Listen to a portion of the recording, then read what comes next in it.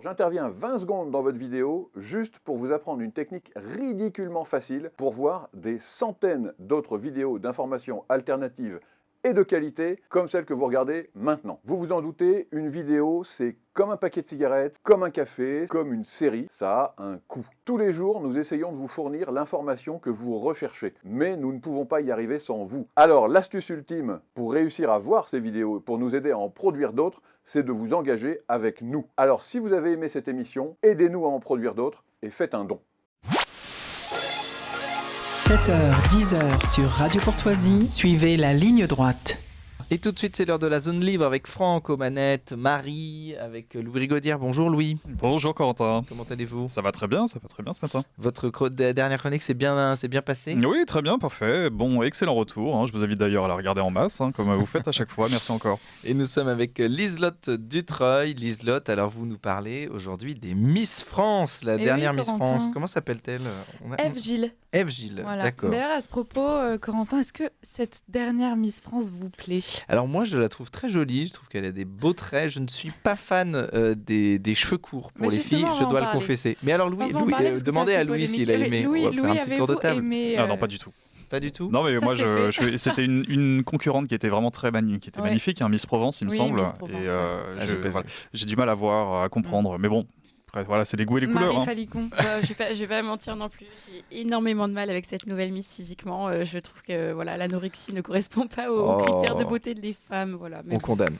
En tout cas, vous avez évoqué tout. Ah mais Franck, pardon. Franck, alors oui, alors Miss France. Alors moi, je n'ai Dieu que pour Miss Franck, qui est ma femme en fait. Donc, ça, c'est très mignon. Je vais l'enregistrer, je vais lui envoyer. Bon, en tout cas, vous avez évoqué tous les sujets qui ont un petit peu fait polémique, donc les cheveux courts, ce torse un petit peu trop plat.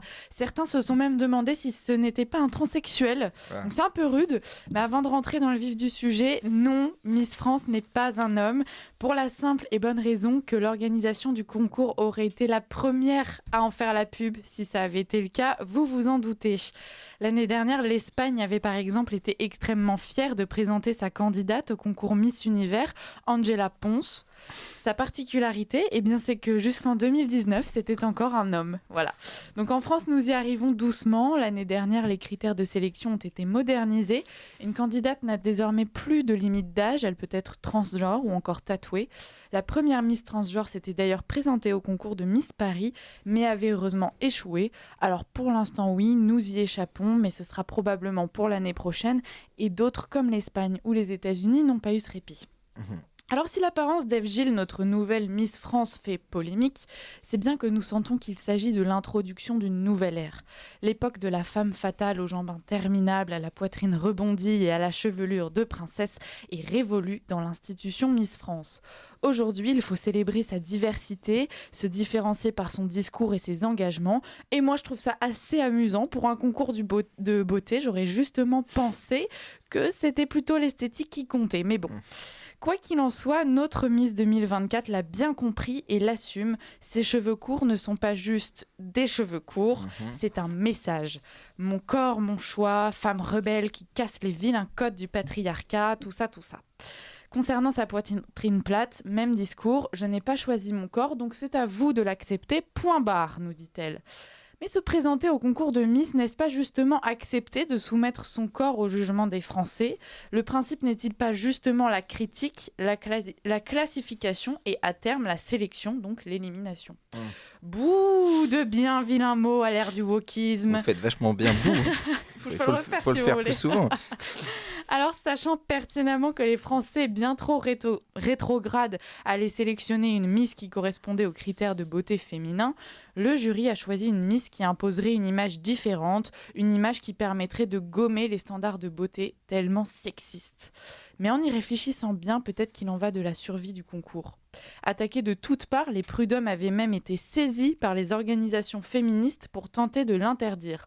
Le jury pensait donc bien faire en choisissant le combo gagnant. Femmes issues de la diversité, forme androgyne, coupe de cheveux masculine, discours féministe. Ils pensaient probablement calmer les attaques des militantes woke, mais non. Ça ne suffit toujours pas.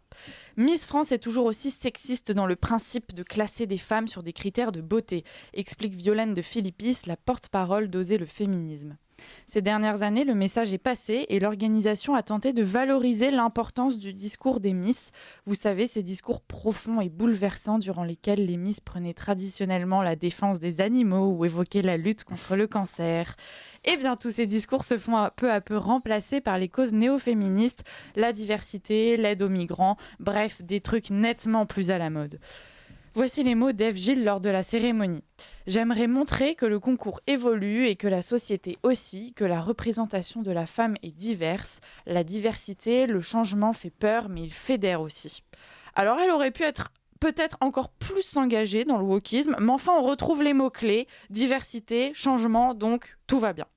Le concours soutient donc l'ambassadrice de la diversité et explique que si Miss France 2024 ne correspond pas aux critères classiques de beauté féminine, c'est effectivement un signal positif et que par ailleurs, ils ont choisi de valoriser les qualités morales et intellectuelles d'Ève Gilles. Et alors effectivement, c'est impressionnant. Je vous laisse en juger par son passage sur TF1. Et vous faites aussi des maths et on sait combien c'est compliqué d'attirer les filles dans les filières scientifiques. Est-ce que là-dessus aussi, vous pensez que vous avez un message à faire passer ? Oui, parce que pour moi, il y a aussi un problème dans l'appréhension des maths. C'est-à-dire qu'on va dire aux jeunes filles, aux jeunes hommes, à tout le monde, oui, les maths, c'est compliqué, vous allez voir, c'est dur, il faut s'accrocher. Non, il faut leur dire, écoutez, c'est un défi, vous allez vous amuser, il y a un problème, il faut trouver la solution. Et là, ça changera toute la dynamique, parce que c'est pas juste aux professeurs de nous dire ça, c'est aussi dans l'entourage. Forcément, si nos parents sont derrière nous en mode, ah, tu verras, c'est dur, ça va être compliqué. Que s'ils sont là derrière nous en mode, ah, on est trop fiers de toi, tu vas y arriver, tout cool. Ouais, en mode... Pardon. mais oui, à défaut d'être ébloui par le corps parfait de notre Miss, comment ne pourrions-nous pas l'être par son intellect ? Bref, en sélectionnant une Miss qui coche toutes les cases du loto woke, le jury pensait offrir aux Français une Miss correspondant aux attentes des Français, mais ils ont oublié que leur mode idéologique ne représente pour l'instant pas encore ce que veut le Français moyen, justement. Échec total, donc, et cela souligne une fois de plus la déconnexion entre le monde du show business organisé et contrôlé par nos élites bien pensantes et les Français. D'un côté, ils fantasment une femme qui ressemble à un homme et gomme toutes les distinctions de genre. De l'autre, nous attendons encore une beauté fatale d'1m80, 65 kg, taille fine, poitrine généreuse et chevelure de réponse. Et Miss Radio Courtoisie 2023 du jour, c'est Liselotte Dutreuil. Les chroniques avec ça. Exactement. Elle est bien cette musique en plus. Elle est bien. C'est le générique d'une émission, ça, non ? Oui, de Miss France. Bonjour Louis qui vient d'arriver. Vous avez jamais regardé ? Moi je suis en train de regarder Miss Alpine, non c'est pas. Moi je voulais Adelina Blanc. Miss Provence était magnifique. Miss Côte d'Azur, elle était incroyable. Ouais. Mais alors ceci dit, moi je regarde plus depuis un certain moment. Vous êtes vraiment des agents du patriarcat, c'est déprimant. Non, je regarde. Vous avez jamais regardé Miss France ? Non, j'ai jamais regardé. J'ai regardé, mais il y a regarder quoi. Je regardais simplement mon écran sans vraiment m'intéresser à ce qui se passait dedans. Vous vous projetiez pas ? Non, pas du tout, pas du tout. Mais moi, je regardais par curiosité pour voir comment me rappeler des vieux souvenirs de Jean-Pierre Foucault. Oui, Jean-Pierre Foucault. C'est plus Jean-Pierre Foucault, c'est qui ? Si, c'est Jean-Pierre Foucault. C'est lui encore. C'est encore lui, et c'est vrai qu'on ne le voit plus du tout dans le paysage audiovisuel, et il manque un petit peu. Mais il a gardé cette émission qu'il a quasiment toujours présentée, et c'est vrai qu'il a un petit coup de vieux, mais il présente gagner toujours des millions, ça bien, marche plus. C'est terminé depuis un petit moment maintenant. Non, c'est pas terminé, ça a été repris par Camille Combal, je crois, surtout. Ah, d'accord. Mais il y a moins de, c'est moins souvent, effectivement. Mais c'est lui qui a repris. Oui, il y avait toute une intronisation par le maître Foucault en personne. Et oui. Donc, à mon avis, c'est d'ailleurs le dernier homme participant activement à la cérémonie, puisque tout le jury est composé de femmes. Comprenez un homme qui juge. Ah oui, un homme qui juge la beauté d'une femme. C'est un critère aussi pour être dans le jury. Il faut être obligatoirement une femme. Je sais pas si c'est un critère déterminé du coup, mais en tout cas, il y en a beaucoup qui l'ont relevé et qui ont dit que c'était du coup peut-être par jalousie que les membres du jury avaient sélectionné Ève Gilles. Je pense pas qu'on devrait aller jusque là, mais enfin. Non, parce que si le jury était composé d'hommes, uniquement d'hommes, le résultat aurait été vraiment, je pense, nettement différent et peut-être même plus. Vous pensez, en rapport avec ce que souhaitaient les Français, en vue de l'accueil qu'elle a reçu après son élection. c'est vrai que c'est assez compliqué. Mais ça démontre la déconnexion totale. Ouais, non, mais la pauvre, après, j'aimerais pas être à sa place, parce qu'évidemment, c'était des messages assez horribles et parfois même des insultes vraiment très très bas, à de très bas niveaux. Ça reste une jolie femme, objectivement. Oui, bien sûr. Non, on peut pas être Miss France. Elles sont quand même toutes jolies, hein, mais est-ce qu'elles se démarquent véritablement des autres ? Oui, en fait, par ses cheveux courts et puis son côté même un petit peu androgyne. Par le fait qu'elle n'a pas les critères qu'on attend d'une Miss, justement. C'est marrant parce qu'elle base son élection sur le fait qu'elle ne ressemble pas à ce qu'on attend d'une Miss. Ouais, c'est vrai. C'est fascinant. C'est vrai. Et qu'est-ce que vous attendez d'une Miss, vous, personnellement ? Ah, mais moi, je l'ai dit, en fait, 1m80, 60 kg. Mais je suis très rétrograde. Même vous ne pourriez pas l'être. Vous êtes très jolie, c'est pas la question, mais vous n'avez pas la bonne taille, vous êtes trop grande. Mais non, ça va. Trop grand, c'est 1m79. D'accord. Il y a une limite de taille basse, mais pas de taille haute. D'accord. Mais par contre, on n'est pas obligé d'avoir un zizi. Voilà. Alors, c'est vrai, il faut le dire, c'est absurde. Hein. Alors pourquoi ? Mais mais même au-delà du physique. En plus, c'est le contraire. Oui, c'est pour ça, on n'est pas obligé.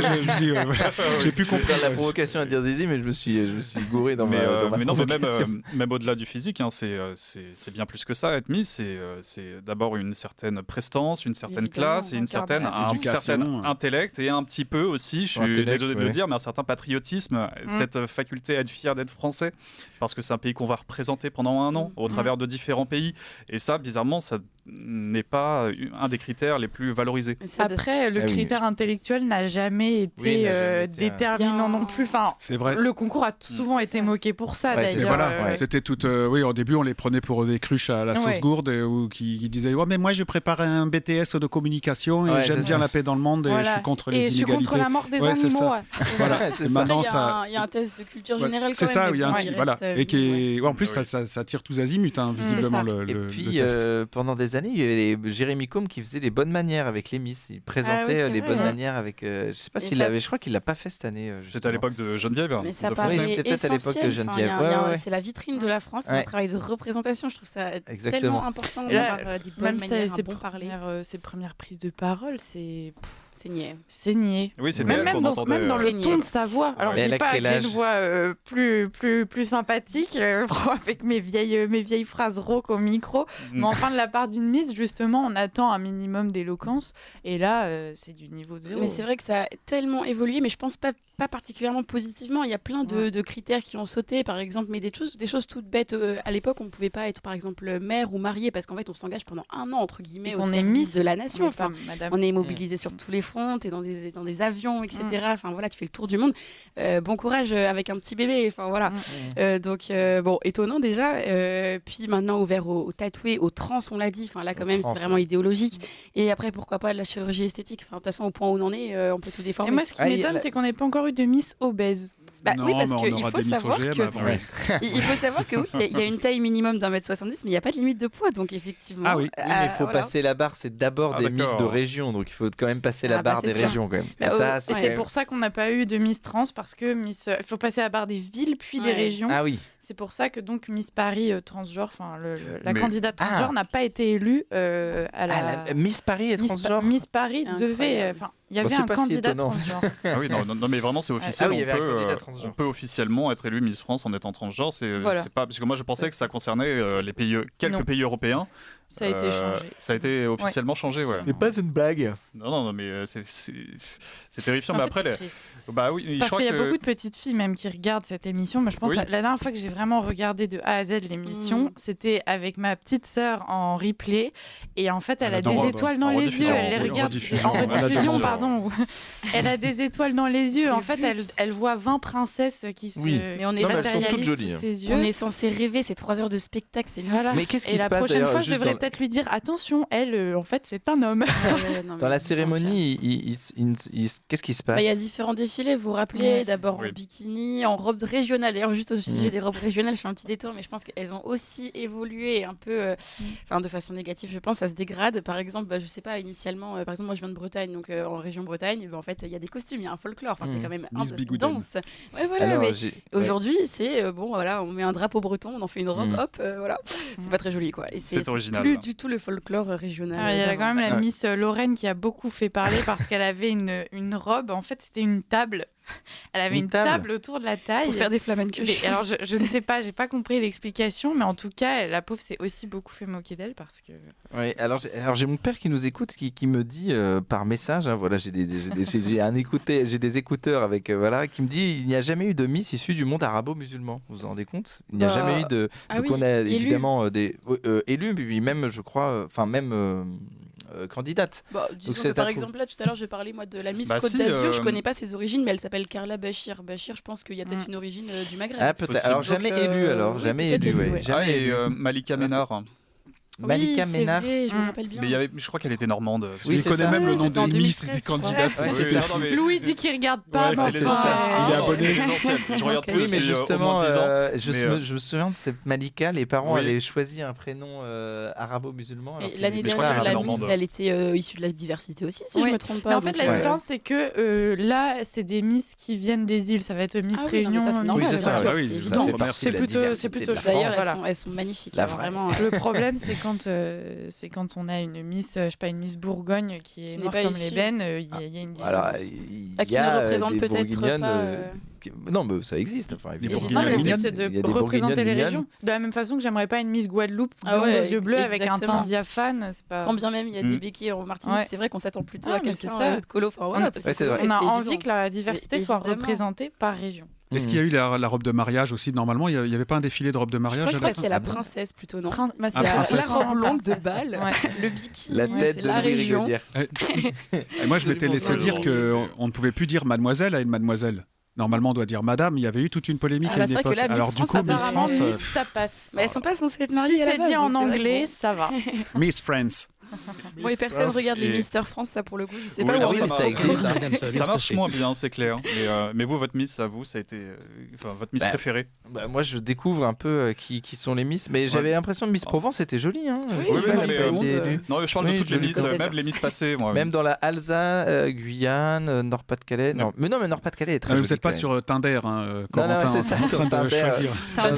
Je suis sur TF1 Info avec les. Je regarde depuis tout à l'heure. D'ailleurs, c'est filmé sur YouTube. Là, je regarde depuis tout à l'heure pour donner un avis objectif. La plus belle des Miss qui a jamais été élue, c'est Delphine Vespizer. En termes de physique, elle est encore très belle aujourd'hui. Et la plus intelligente, ça a été Laurie Tillman, si je me souviens bien. Alors, oui, moi, elle était très intelligente. J'ai bien aimé Miss Normandie. Allez, on va finir là-dessus. Malika Ménard en 2010. Merci pour cette table ronde, cette zone libre légère. On a fait un quart d'heure sur Miss France sur Radio Courtoisie. Alors tout est foutu. C'est bon. Merci à tous.